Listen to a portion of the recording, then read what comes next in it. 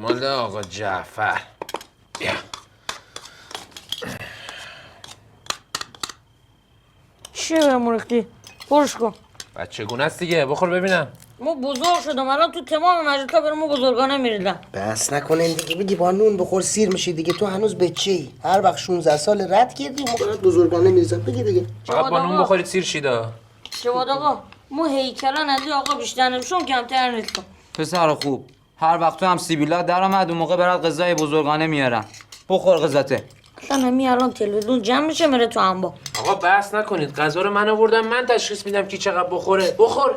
جواد آقا مرگو بر ترمینال، ما میخوام برم اونجا مامان بابا. خیلی خوب چشم. شما شامتو بخور، بعد شام ما برم. فقط هر کی نگه. ما که مرم، فقط آقا جان فردا اینه آقا بالا سرتانه. تو نمیتونی اینی بچه آدم غذا تقسیم کنی؟ خب این بچه بزرگه دیگه. اونو بده من. بیا انقدر بسته بخور. میشه من مال ورزشیه. چیکار کنم؟ نداره این تو نیست. برای کی بریزم؟